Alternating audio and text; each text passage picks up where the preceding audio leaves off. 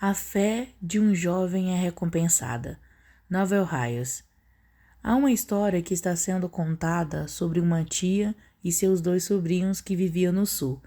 Ela amava muito esses 2 jovens e tinha muito orgulho deles desde que eram crianças. Quando eles cresceram, ela prometeu a eles que se terminassem a faculdade e tirassem notas satisfatórias, ela daria a cada um deles um lindo carro esportivo novo. Um sobrinho ficou desanimado após seu primeiro ano de faculdade e disse a si mesmo: minha tia realmente não cumpre sua palavra. Ela está apenas brincando ou pregando uma peça em nós para nos fazer ir à escola. Ele desistiu. Chegou a hora da formatura, o outro sobrinho, que havia sido persistente e fiel em seus estudos, marchou pelo corredor com os outros graduados e recebeu seu diploma. Quando ele saiu do auditório, havia 2 lindos carros esportivos novos perto da entrada. O outro sobrinho, que havia desistido, olhou para um dos carros com desejo, sabendo que havia sido comprado para ele. Ele esperava que sua tia mudasse de ideia e lhe desse as chaves dele, mas, para surpresa e decepção, ela apenas acenou adeus e entrou no carro e foi embora, aparentemente muito indiferente à sua decepção.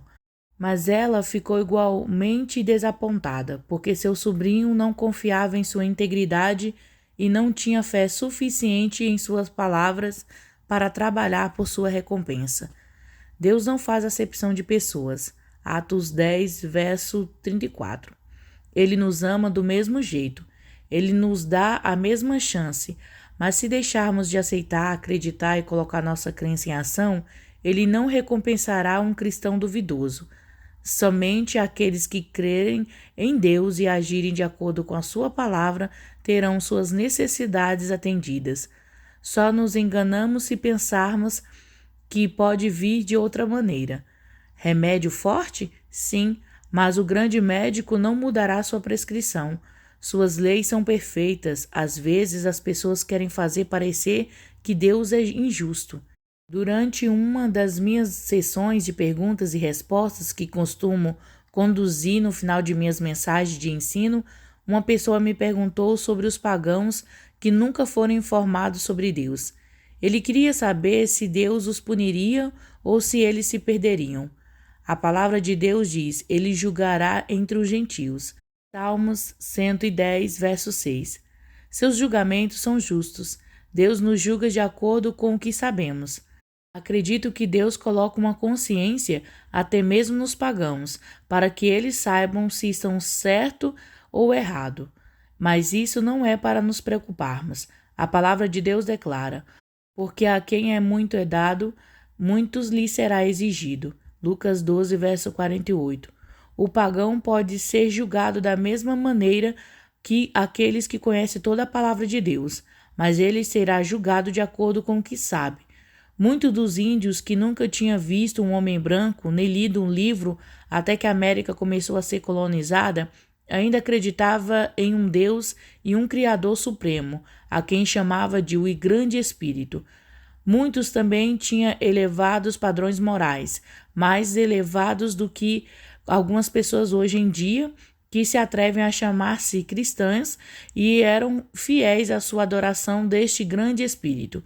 Deus os julgará de acordo com o que sabiam. Outros adoraram os elementos. Deus condena aqueles que adoram qualquer coisa feita por ele, seja um anjo, outra pessoa ou os elementos naturais. Não precisamos nos preocupar com o fato de Deus ser injusto. Temos que nos preocupar com nós mesmos, para saber se estamos servindo a Ele e tomando seu remédio espiritual, sua palavra, e aplicando-o em nossas vidas, para garantir que nossas almas sejam salvas e nossos corpos curados para que possamos servi-lo melhor. É nosso dever e obrigação testemunhar aqueles que não ouviram as boas novas, o Evangelho, e apontá-los para Cristo. Se deixarmos de fazer isso, seremos responsabilizados perante Deus. Podemos dar testemunho pelas palavras da nossa boca, distribuindo tratados ou enviando boas publicações cristãs aos lares deles. Se não testemunharmos aos perdidos, teremos o sangue deles em nossas mãos. Ezequiel 33, verso 8. A última ordem que Jesus deu antes de deixar essa terra foi para que seus seguidores não se afastassem de Jerusalém até que fossem batizados com o Espírito Santo. Veja Atos 1, verso 5. Então ele disse que eles receberiam poder para serem testemunhas e iriam por todo o mundo e pregariam o Evangelho. Atos 1, verso 4 ao 9 e Marcos 16, verso 15 ao 18. Não era opcional, era um mandamento para a sua igreja. Ainda é. Se queremos que Deus trabalhe por nós, então devemos estar dispostos a trabalhar para Ele. Milhares de pessoas sabem o certo do errado e nem mesmo são cristãos nascidos de novo. Nossa consciência dada por Deus até nos diz que estamos fazendo o certo ou o errado, a menos que tenha sido distorcida pela droga, bebida ou pelo diabo. Então não podemos pensar corretamente. As pessoas sabem quando fazem algo errado. É por isso que eles tentam esconder seus pecados. Quanto mais nos aproximarmos de Deus, mais fortes e sensíveis nossa consciência se tornam. É por isso que um filho de Deus que está perto de Deus é muito cuidadoso com suas ações, palavras e pensamentos. Ele quer agradar a Deus porque quando você realmente ama alguém, você confia nele e quer agradá-lo e fazê-lo feliz. Se quisermos agradar a Deus, devemos ter fé. Mas sem fé é impossível agradar-lhe. Hebreus 11, verso 6. Você quer agradar a Deus? Então tenha fé em toda a sua palavra, não apenas em parte dela. Agora aqui, esta é a próxima dose. Pode parecer ainda mais difícil de aceitar do que o último que mencionamos. Temos que falar como se tivéssemos a resposta. Você pode dizer, bem, eu não posso fazer isso. Não posso dizer que tenho algo quando não posso mostrá-lo para que as pessoas possam ver. Não consigo me arriscar a fazer papel de bobo. Mas espere um minuto. Você não disse isso primeiro. Deus disse isso primeiro. Ele declarou que podemos ter tudo o que dissermos. Marcos 11, verso 23. Temos que dizê-lo e reivindicá-lo em voz alta e permanecer na palavra de Deus. Sua palavra é a evidência de que é assim. Nós temos a evidência. Hebreus 11, verso 1 afirma: Ora, a fé é o firme fundamento das coisas que se esperam, a prova das coisas que não se veem. Fé é evidência. A fé não questiona, ela sabe. Se você realmente tem fé, você sabe que tem a resposta e pode dizê-la. Admitir que já tem a resposta, mesmo que no momento ela possa não ser vista por seus olhos mortais. É a evidência de coisas não vistas. Você não precisa ver primeiro para ter as evidências. A palavra de Deus é a evidência. Fique de pé agora e não vacile. A resposta é sua. Subtítulo: Um tesouro negligenciado. Vire no Antigo Testamento para o livro 2 Reis, capítulo 4. Eliseu foi um profeta que foi poderosamente ungido por Deus. Ele tinha um servo chamado Geazi, que era seu braço direito. Neste capítulo, 3 grandes milagres são registrados que Eliseu realizou por causa de sua fé em Deus. O primeiro é o milagre de atender a necessidade de uma viúva, ou como diríamos, o milagre de atender a uma necessidade financeira. Deus está preocupado com todas as nossas necessidades. Ele não quer que vivamos extravagantemente ou sejamos imprudentes em nossos gastos, mas Ele é um Deus das necessidades materiais, bem como das espirituais, se obedecermos às suas leis. Esta viúva estava prestes a ter seus 2 filhos tirados dela. Era o costume naqueles dias que o credor viesse e tomasse os filhos como escravos para pagar uma dívida que lhe era devida se o devedor não pudesse pagar de outra forma. Naturalmente, ela estava assustada e com o coração partido. Como não havia empregos públicos para mulheres naquela época, era impossível para ela procurar um emprego. E talvez ela estivesse velha demais para trabalhar de qualquer forma. Portanto, essa mulher enfrentou um verdadeiro dilema. Ela estava desesperada, assustada e sem esperança, até que se lembrou de Eliseu e seu poder de fazer milagres em nome do seu Senhor. Ela ligou para Eliseu, que havia sido o mestre de seu falecido marido, e contou-lhe os seus problemas. E ele disse a ela: O que devo fazer por você? Diga-me o que você tem em casa. 2 Reis 4, verso 2. Ela respondeu: Tua serva não tem nada em casa, exceto um pote de óleo. Então ele disse: Vá, peça emprestado a todos os seus vizinhos vasos vazios, e não empreste poucos. Verso 3.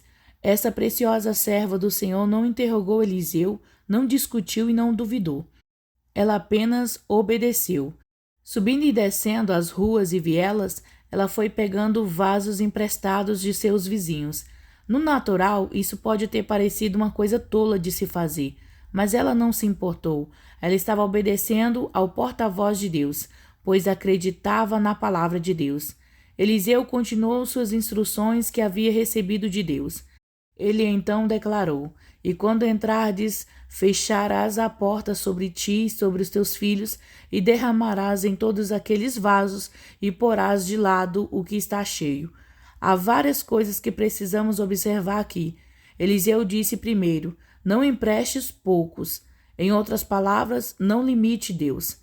É tão fácil para Deus fazer grandes coisas para atender a grandes necessidades, quanto fazer pequenas coisas para atender às pequenas necessidades.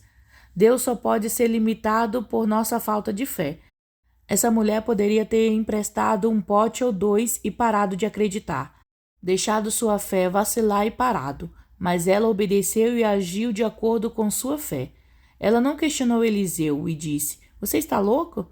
Você acha que o pequeno pote de óleo que tenho pode encher todos esses vasos? Devemos lembrar que, em todo o Antigo Testamento, o óleo era um tipo do Espírito Santo.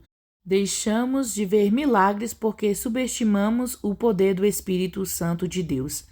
Subestimamos o que ele nos deu. Se tivermos Deus, seu Espírito Santo e fé, não há limite para o que podemos fazer por Deus e veremos nossas próprias necessidades atendidas. Temos que colocar essa fé em ação, assim como ela colocou sua fé em ação juntando os potes. Agora vem o próximo passo. É aqui que entra o milagre. E ela começou a derramar. Enquanto ela servia, o óleo começou a se multiplicar. Quanto mais ela derramava, mais se multiplicava. Quanto mais se multiplicava, mais ela derramava. Não parou até que o último vaso estivesse cheio. Que grande tesouro espiritual é encontrado nessa lição. Os milagres vêm em dar. O Senhor promete em Lucas 6, verso 38, Dai e dá-se-vos-á.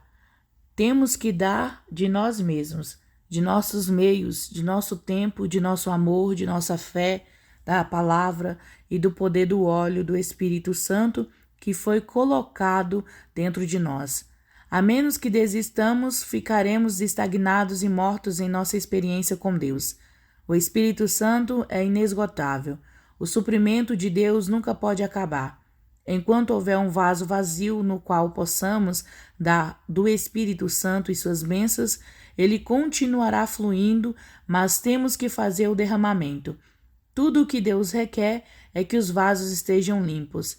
Ele não derramará seu Espírito, seu batismo no Espírito Santo, em uma alma ou vaso impuro ou não salvo. Deve primeiro ser purificado por nossa fé no sangue derramado de Cristo e seu perdão de nossos pecados. Muitas pessoas não podem ser cheias do Espírito de Deus porque suas naturezas velhas, feias, egoístas, carnais, duvidosas e pecaminosas não foram mudadas. O profeta continuou: Deixarás de lado o que está cheio. Ele não queria nenhum recipiente meio vazio.